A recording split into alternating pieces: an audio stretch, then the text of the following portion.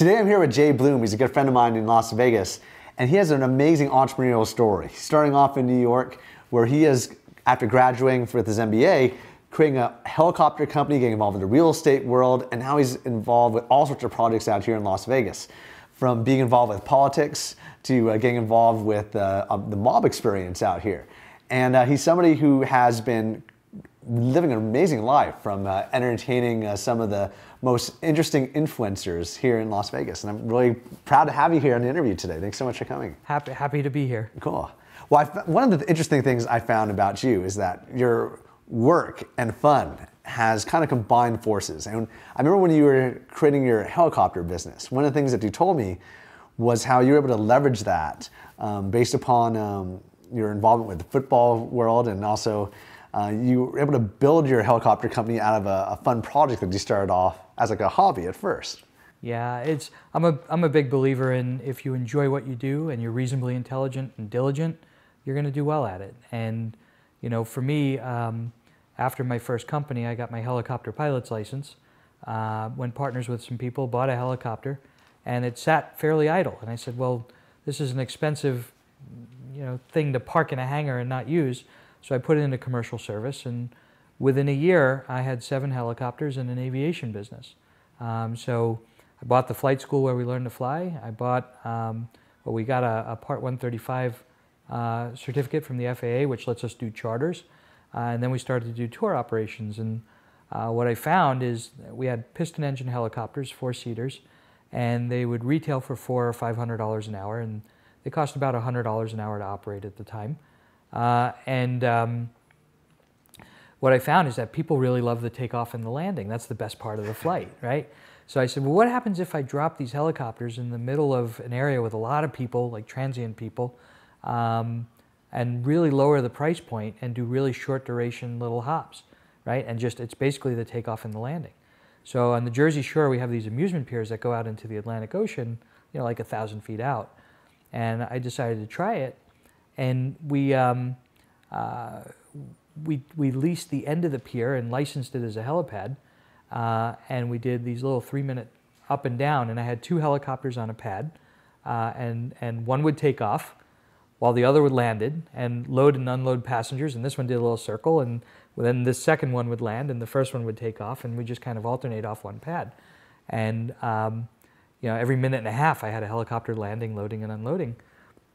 And I was charging $25 a person, 3 people at a time, so I was getting $75 for every 3-minute flight, and we have 20 flights, 23-minute flights an hour, right? So I was getting $1,500 an hour on a $100 cost, and I had 2-hour lines all day from open to close, just down the middle of the boardwalk. It was just all cash business. We were taking cash out by the wheelbarrow full, and so it turned out to be a really cool experience. And one of the things that made it so cool is I had this fleet of 7 helicopters that I could use. So I had Giants season tickets in New York. This was in New Jersey, and I had these pilots.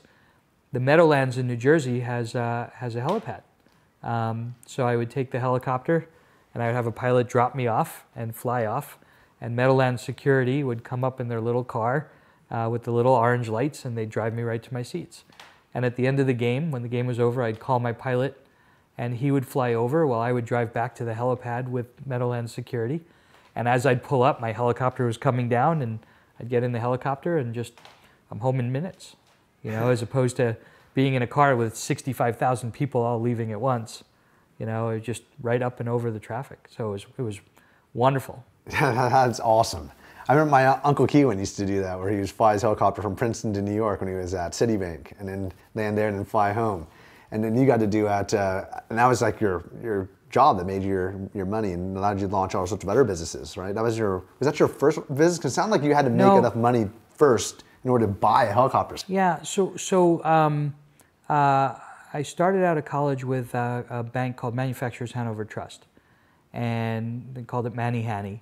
And Manufacturers Hanover Trust, I was an officer for the bank, and I got fast-tracked. They put me in a management training program and credit training program, and they made an investment in me. And then Manufacturers Hanover acquired Chemical Bank, And they called it a merger of equals, but we took the chemical name, but it was all manufacturers Hanover executives that ran it. And then Chemical took over Chase, and then Chase took over JP Morgan. So that was my background. I left that. I started a company called Pedisure, which was it was almost like a PPO network for companion animals. So we developed a network, a national network of about 2,200 veterinary offices, where we did contracted pricing for our membership base. And we were starting to sell, you know, ones and twos, and I was giving it some thought, and I said, we need a better way to get distribution. So we started to sell it as an employee benefit. And we got big companies to offer it to the employees through payroll deduction. So we were getting thousands and thousands of employees who were getting this payroll deduction every pay period. And once a month, we get a big check from the company consolidating all the withholding, together with a tape that was a report of who the memberships were. And they could go to any of our providers, and they get discounted contracted pricing for being a member in our program. And then we started selling it retail through Petco, and ultimately we sold it as a credit card enhancement. We did a deal with Citibank where they came out with a Pedisure credit card, and if you got the card acted as your ID for membership, to show membership in the network, and the bank would pay us per card per month a percentage of the spending on the card. That's awesome. So now it was free to the consumer, and the bank was basically paying the cost as a marketing expense to pick up a cardholder base. When I was at Disneyland about a month ago, I saw the Disneyland credit cards, and then I looked up all the different ways to create this kind of partnership. I'd love to talk to you more about that myself, just Happy for RSD. It's called Affinity Card Marketing, and you know, at the time it was really new. They did it for the Sierra Club, and they did it for like one or two other organizations. Ultimately, though, it went everywhere. It's college sports teams and colleges and pro sports teams, and you know, any kind of club or organization can get an affinity card now. What kind of risk are you taking when you do something like that? Well, I mean, for us, in that business, we had the fixed cost of developing and maintaining the network, right? And once we had it, everything was incremental income. Oh, so you're not taking any of the liability in case someone charges back or does anything? No, the bank owned and managed the portfolio, and they used our benefits as an incentive to get people to sign up for the credit card. Awesome. So if you have a dog and or you have a cat or two cats, you get this card, you pay an annual fee for the card, but you have access to our network of providers, and it wasn't just veterinarians, it was groomers and you know, everything. You have access to our network by being a card holder, and the bank would pay us for access to the network as almost like a miles program with an airline. But it sounds like merchant account processing, where they're buying your services directly, and you're also providing a credit line, and then. Well, we didn't provide it. The bank provided it. Okay. Right. So Citibank would say, "Hey, get our credit card," as opposed to a Chase credit card or a Bank of America credit card. You get our credit card, and as one of the benefits for this card, you get 25% off all your vet bills and 50% off your grooming, and right. So it's like Sky Miles, right? When you get a card and you use the card, you get free miles that you can use for travel. With this particular affinity card, you got access to a contracted provider network for veterinary care. No pre-existing condition exclusions, no reasonable and customary fees, and you know, so it was much better than an insurance product. And what made you want to transition out of that to helicopters? I have a lot of fun in setting things up, so I like the creative process of starting a new company or transforming an existing company, but I'm not a day-to-day operational guy. I just, you know, the same thing day in, day out just doesn't interest me. So I tend to you know, get a business up and running and then move into the next business. Now, you've done a lot of businesses since the helicopter company also. I have. I'd love to hear some of those stories. I mean, you got into the mob world. Sure. Well, so I had these 7 helicopters operating out of New York and New Jersey, and this was in 2000. And everything changed September 11th of 2001, especially in New York airspace. Right? So I had 7 helicopters that were grounded for months. So I'm carrying the cost of 7 helicopters. Insurance premiums went up tenfold. Right? So all of a sudden the wheelbarrows of cash as they were coming in were going out just as fast. So it wasn't nearly as lucrative after September 11th in that marketplace. But I had formed a relationship with Eastman Kodak, and Eastman Kodak approached me to do souvenir photography at my helicopter locations, and the numbers were quite outstanding. I think they were getting $4 per capita sales just in photos, so $4 for every person that came through, just in photo sales. So I took that relationship with Eastman Kodak, and I went out and started a company, and we partnered with Kodak and started negotiating contracts at zoos and aquariums and museums and a lot of places here in Las Vegas, showrooms and things like that. And after I left the helicopter business, I did that. There was a lot of turnover in that business. There was a lot of attrition in that business, so you have to constantly get new venues. And I got tired of finding new venues. So what I did is I decided I wanted my own venue. So I negotiated for a space in Caesar's Palace, about 16,000 square feet in the Forum Shops. And this was right around just as the market crashed. So I had this great space, and I was going to put a live performance theater in the back and tie in my photos. I wanted to own the venue instead of just contract with a venue, because I wouldn't have an attrition problem at that point. Right? I'm not going to let my photo company go if I own the venue that contracted it. And I was going to put a restaurant in the front. It was a restaurant from New York, a themed restaurant, which was an awful lot of fun. But when the economy broke, the restaurant wasn't in a position to move forward at that time. So now I had the space, and I had a theater in the back, plans for a theater in the back, and in the front I was going to put this restaurant, but with the restaurant falling out, I had this empty space. So I thought about doing a paid admission attraction, right, along the lines of Madame Tussauds or Titanic exhibit or Bodies. And I was trying to think what to do an exhibit on. So I looked at space exploration, I looked at animatronic dinosaurs, I looked at all kinds of things. And I came upon organized crime as a topic. And it's so prevalent in the media, it's so prevalent in movies and TV shows, The Sopranos and Boardwalk Empire and just Casino and Goodfellas and American Gangster, and it's just over and over and again, and it has staying power. So I thought an organized crime exhibit would be pretty interesting. So I started to go out and search for artifacts, and I found Meyer Lansky's granddaughter had an online museum. Apparently when her grandfather passed away, her grandmother got everything, and her grandmother, it's Meyer Lansky's step-granddaughter. It's his second wife's daughter's daughter. But when Meyer Lansky died, his wife, his surviving spouse, got everything, put it in storage, and when she died, the granddaughter got it, and I bought everything from the granddaughter. So I had hundreds of Meyer Lansky artifacts that were his possessions when he died. There's some really cool stuff in there. And through her, I met other relatives of organized crime figures, and was able to put together a collection of about 1,500 artifacts worth millions of dollars, and stuff never in the public domain, some amazing, amazing stuff. So I negotiated a venue, and we were going to call it the Mob Exhibition. And I got a call one day, and Steven Spielberg was in town and wanted to see the collection. So he came to our offices, and I walked him around and showed him the collection. And he said, you shouldn't call it the Mob Exhibition. And he knows a thing or two about entertainment, so I wanted to hear what he had to say. And he said, you should call it the Mob Experience, and you should make it more experiential and less just static like a museum. Make it immersive.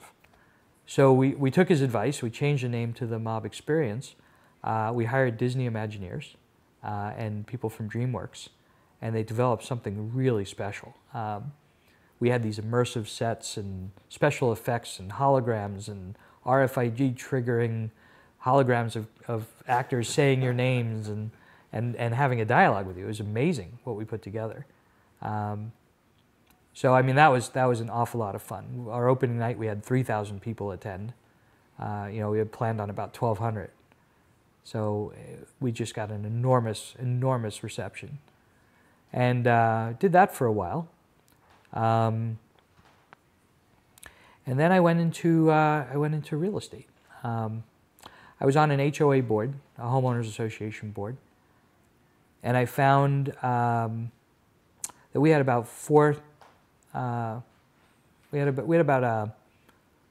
what was it, $7 million in receivables on 1,000 delinquent accounts. You know, these HOA fees are like $55 a month, right? Well, somehow we got to $7 million in delinquencies on 1,000 accounts, 1,000 homes in the community. So I thought there may be an opportunity to do what's called factoring. It's a financial product that we used to have at the bank where you would go and you would buy a receivable at a discount, right? Thought it would be an interesting business, especially since these receivables are secured by real estate. So they're not really risky receivables. So I started to research the laws, and I found something really interesting. I found an anomaly in the law from the 1980s, actually. And what they did is they said these homeowners associations, they're kind of like privatized municipalities. You know, so when you pay property taxes to your town, that money goes to pay for roads and parks and police. Well, an HOA is very similar. You pay these assessments instead of property taxes, and those assessments go to pay for private roads and private parks and private security. So there's something called the Uniform Commission that writes model acts for states to consider. And they said we should make these HOA fees like property taxes, right? And then other people came in and said, well, you can't make them like property taxes because that puts them ahead of bank mortgages. So they didn't want to do it. And what they did is they said, well, let's do this. Let's take the HOA lien. We'll take a piece of it, just a piece of it, 6 months worth of assessments. And we'll make that what we'll call it a super priority. And that comes ahead of a first mortgage, like property taxes. But anything beyond 6 months is below a mortgage, right? So you kind of have one lien, but part of it is ahead of a first mortgage and part of it is subordinate to the first mortgage. And that's it. That when the law went on the books and nobody paid attention to it, and the banks were letting these HOAs foreclose. And I looked at the law, and this was about 2012. I looked at the law and I said, if part of the HOA lien is ahead of the first mortgage, like property taxes, what happens when that HOA forecloses to the mortgage, right? Because when property tax liens foreclose, the mortgage gets wiped out. And nobody was attending these HOA foreclosure auctions because everybody, all the investment community thought that why would I buy a $300,000 house that comes with a $500,000 mortgage, right? So they're looking at it as an upside down property. So nobody was buying them because of the erroneous conclusion that the bank mortgage was not extinguished, like a property tax sale. And the banks were letting the HOAs foreclose instead of paying off the HOA lien. So I went out and I negotiated to buy an assignment I had to do it a little bit differently. I purchased an assignment of the HOA's interest in any proceeds they realized under their lien. And I said, now go ahead and bring it to foreclosure. And I go to the auctions to bid, to buy at the auction, right? So I'd said, if I have HOA has a $5,000 receivable on a $300,000 house, I come in and I say, well, I'll give you $1,000 for that $5,000 lien, right? And if the homeowner pays off or the bank were to pay it off, I would get the full $5,000 back on my $1,000 that I paid for the proceeds. If, on the other hand, it didn't pay off and went to auction, well, some third-party bidder could buy it at auction and I would get the $5,000 lien payoff. And if nobody bid, then I get the house.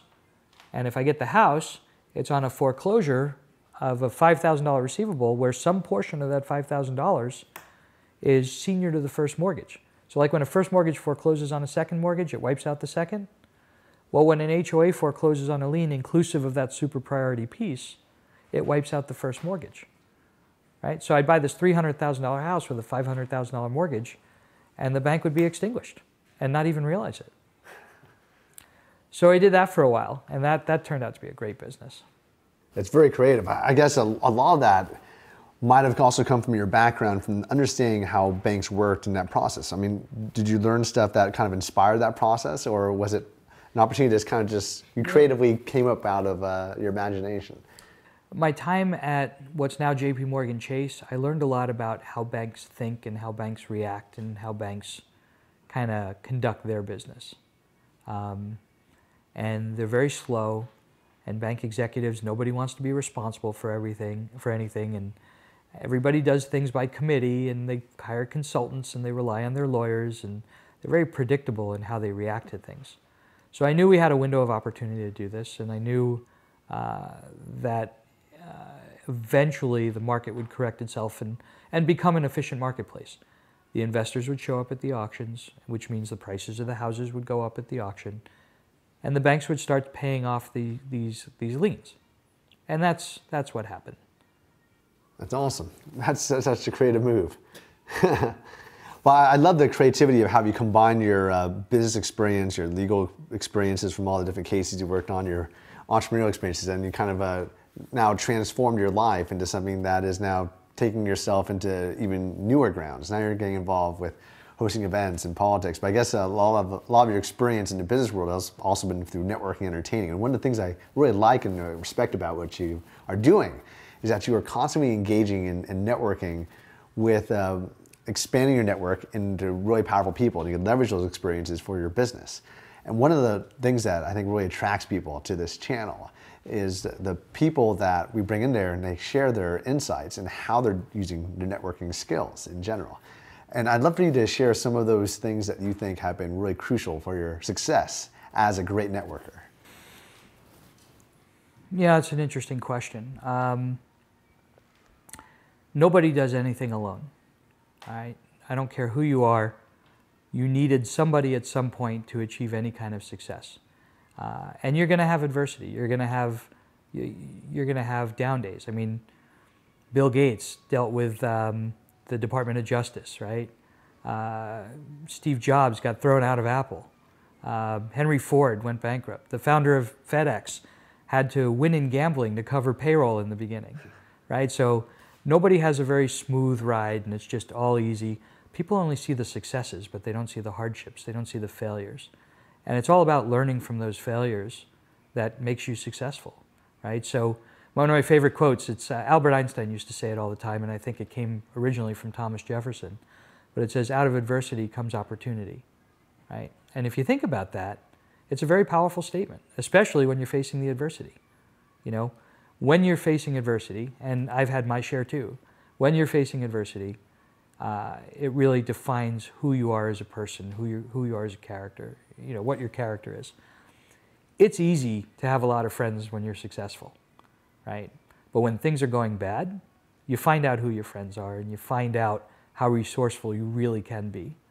And that's what makes you successful, learning from your mistakes, learning from your failures, right?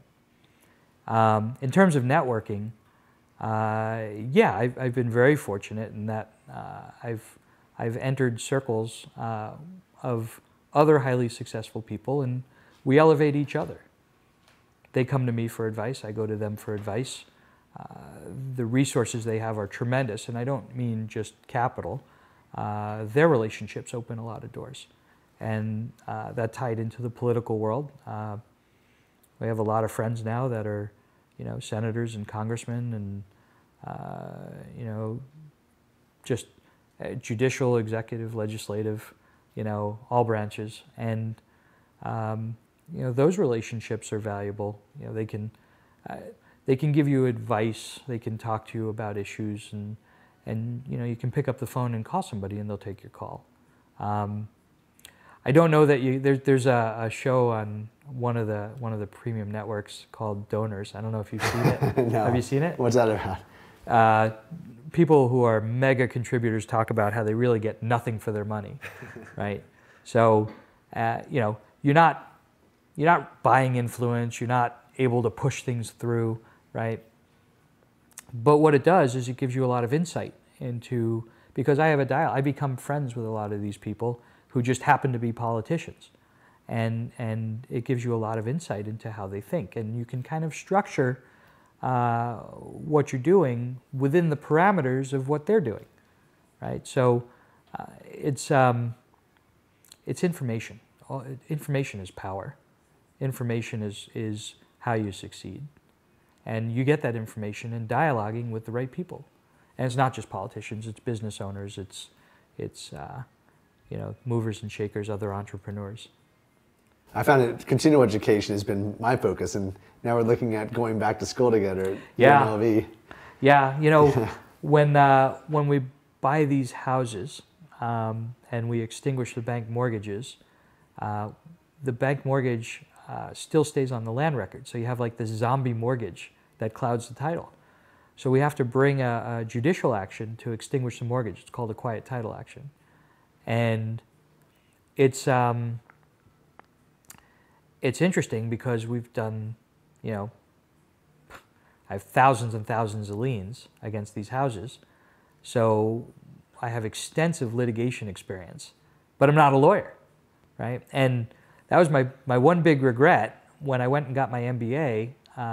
They offered me the ability to do an extra year and do a joint MBA JD, and I didn't do it. That's probably my big mistake. You know, I should have done it. And now I'm just fascinated by the judicial process. And, you know, my experience over the last 5 years with the courts has been, you know, it's logic, reasoning, and persuasion, right? But real world. It's not logic, reasoning, and persuasion 101 in a classroom. And it's fascinating how it works. It's fascinating how the laws are developed. And I've participated in drafting some of the legislation, you know, related to some of the stuff I deal with. I've submitted amendments to bills, you know, to modify existing laws. So, you know, if you're in business, in some aspect, whether it's transactional or litigation, you're going to touch on the law. You have to. And when you do, you need lawyers and you need to understand what's going on, because the guy on the other side of the table has a lawyer, right? So you are incredibly disadvantaged if you don't know what you're doing. And if you don't show up, automatically you lose. So you got to show up and you got to know what you're doing, or you got to have people that know what they're doing. And not every lawyer is a great lawyer, right? One of the things I did, I was asked to serve on the Nevada State Bar Disciplinary Board. So I actually preside over hearings with lawyers that are accused of doing some wrong things. And we have some phenomenal lawyers. We have a friend in common, a very good friend in common, who I think is an amazing lawyer. I mean, he's done some terrific things for me, and I consider him a friend. But being on the State Bar Disciplinary Board, I see some horrific stuff done by lawyers. Everything from converting funds out of client trust accounts, you know, to not showing up to hearings, to, I mean, so if you get a bad lawyer, it's just as bad as not having a lawyer at all. Could be even worse, right? Because now you're represented and you failed to defend yourself, right? Or defend your interest, plaintiff or defendant. Yeah. Very expensive. It is expensive, but it's more expensive not to have them. Exactly. And I found that even through the legal process, because I spend probably just as much time as you at the same law office, that we spend a lot of time doing a lot of the work and helping our attorneys to have the time to actually do their job right. Yeah, your attorney has to be good to begin with. Definitely. But You're awesome. awesome. if you're a good client, it makes them that much better an attorney. Exactly. Right? Because they don't have firsthand knowledge of what happened, right? They're relying on you to tell them. They need you to convey the strengths and weaknesses of your interest in the case. Yeah, I remember one affidavit I wrote. It took over 50 hours just for that one affidavit. Well, a lot of research. I mean, at this point, I've been deposed hundreds of times. Yeah. You know, and when I go in for a deposition, one of the admonitions at the beginning is they tell you what to expect, and they ask you, have you ever been deposed before? And I say yes. And they say, well, how many times? And I say, I have no idea. Lost count. Yeah, I have no idea. And they go, well, can you guess? And I said, no. And they say, well, is it more than 5? And I go, yeah. Is it more than 10? Yeah. Is it more than 50? Yeah. Is it more than 100?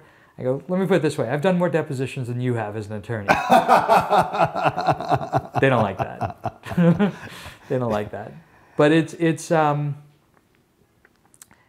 you know, it's a necessary evil, and I shouldn't even call it an evil. It's a tool. right? It's really a tool to protect your interest, and the other side's trying to protect their interest. The attorneys have to advocate a position, and they're not all equal. So if you want a competitive advantage, you need a good attorney and you need a good accountant. Yeah, definitely. And a creative mindset. I mean, you have a very creative mind, getting involved with things as creative as the mob experience, to helicopters, to banking, to real estate. It requires a lot of outside the box thinking and that desire for social experimentation. Your mindset of how you see the world, I think, is quite unique. Well, I believe there's always a solution. You just got to find it, right? And if you haven't found, if you're facing a problem and you don't know how to fix it, you just haven't found the solution yet. The other thing I'm a big believer in is compartmentalizing and breaking big problems down into little problems, right? So a lot of times people get overwhelmed by hurdles that they face. And if you look at it, it never really is one big hurdle. It's a bunch of little hurdles that are just overwhelming you. So if you go, okay, I'm just going to put everything to the side and focus on this one thing and knock it out, right? And then I'm going to go to the second thing and knock it out. And by the time you get to the last thing, you're through the hurdle, right? A lot of people just see all the things, get overwhelmed, and give up. Definitely. Especially if they never dealt with it before and they don't have resources or friends who've dealt with it before. Well, you have resources, and this is something I found, with lawyers, right? If you're reasonably intelligent, you can figure some stuff out, right? So even if you don't have cash for a lawyer, if you have the time and you're reasonably intelligent and you're willing to do the work, you can trade time for cash or cash for time. Right? So you can appear pro se or pro per, do the research, right? Figure it out, and maybe ask for some help. But there's a lot that you can do. Now, if you have cash and you don't have time, you hire the lawyer to do it for you. But if you're in a position where you have a legal issue and you can't afford a lawyer, you really need to put a lot of work in. But you can still do it. You need to understand the rules of the court, and there's a lot that goes into it. I don't want to oversimplify it, but it's possible. I think it's really interesting to me because I remember in 2012, I got invited to be a speaker at the Harvard Entrepreneur Conference, and I was on a panel with a bunch of attorneys. And people were listening to the attorneys talk about all the potential legal issues that could happen. And at the time, they said, so what legal issues have you happened? Well, I said, well, the only legal issues that I've really had to deal with are some contracts and creating this company. And I think that my legal issues are quite simple. Now I have all sorts of contracts and structuring, and I'm doing litigation against people who've stolen tons of money from me, and then recreating new joint venture partnerships on immigration and work visa issues internationally for global subsidiaries and all sorts of crazy things. Yeah. And it's surprising, how as a business develops, you have more and more of these issues. And I assume that you probably have seen that as well. It's just that. Oh yeah. Yeah. Yeah. Everything from, internal squabbles with, partner disputes to employee problems to, slip and fall to, you name it, you're going to need attorneys for, if not litigation, and probably litigation, given the society we live in today, at least for transactional work, to draft your contracts. And, you can't escape it. You just can't. One of the things that a lot of people ask me, because they'll go through a lot of really difficult times in not just even business, even things that seem petty, like walking up to a beautiful girl and getting rejected and how to overcome that kind of pain. And then in your situation, you were talking about how you've gone through really difficult situations and you've survived those as well. And I guess a lot of people are wondering, what is it internally that you find, or externally, that allows you to overcome those things that you're most afraid of and that are really difficult for you to handle? It's all about keeping calm, don't panic, right? And then default back into break it down into little pieces.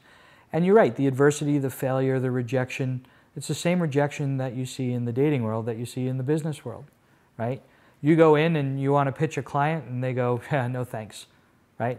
It's the same feeling you get at a bar when you go and ask a girl to go grab a movie or dinner or something. So if you have that rejection, you need to be able to dust yourself off, swallow hard, and move on, right? Or you need to figure out a different approach with that same client or girl at the bar or whoever you're looking to reach out to. Find out what motivates them, and give them what they want, right? A lot of times you can offer the same thing in 5 different ways, and you get 5 different results, but it's the same thing you're offering. What do you think is, on a personal level, something that you feel has been the most difficult challenge for you to overcome?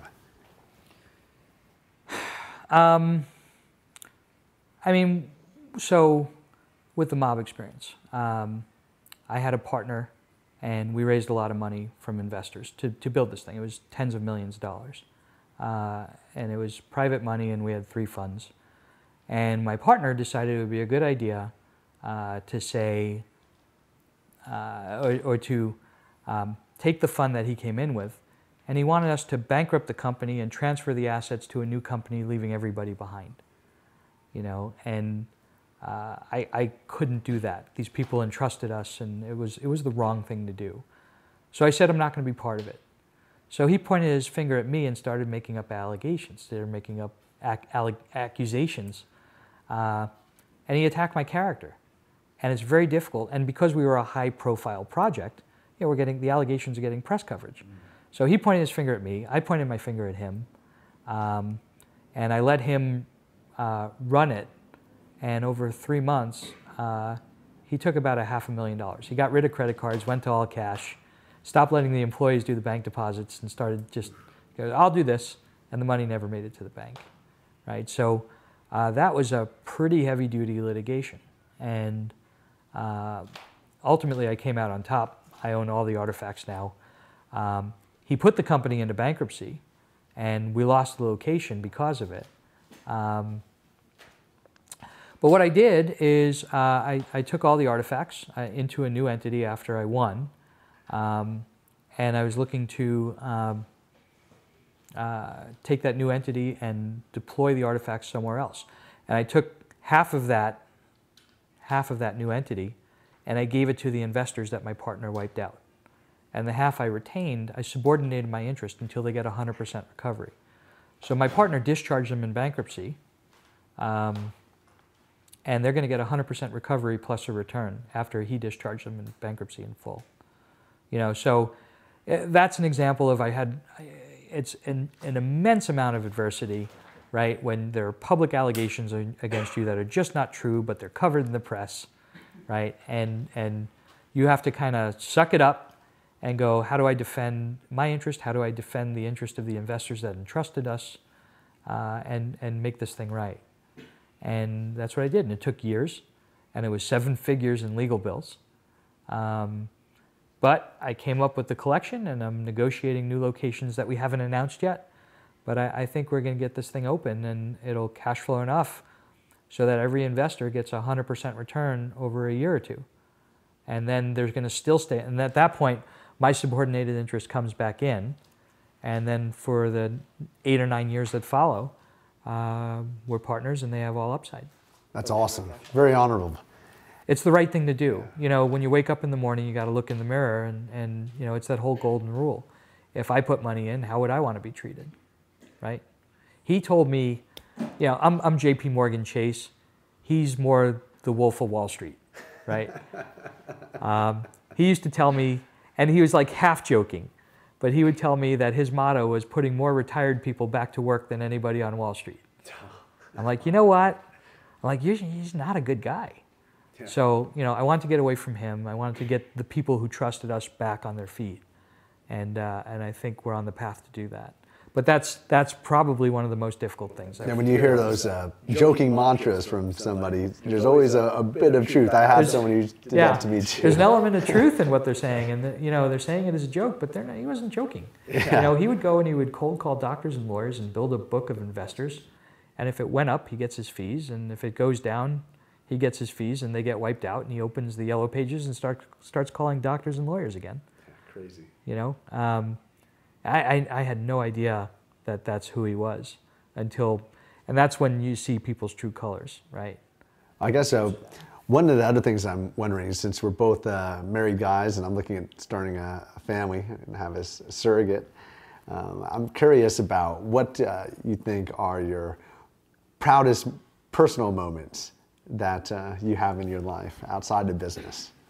You know, I have one son you've met, amazing kid, and he's probably my proudest accomplishment, you know, including business. He's just a you know, amazing personality, very, very smart. Well, you interviewed him. You know. Yeah, definitely. Great interview. And you talk about thinking outside the box. When he was a little kid, he took an IQ test.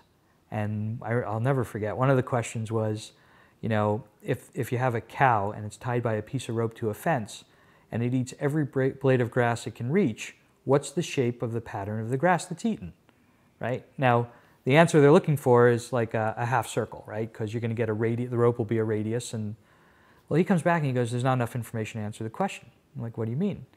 He goes, well, if the rope is longer than the fence, then the cow can get all the way around the fence and it'll be a full circle.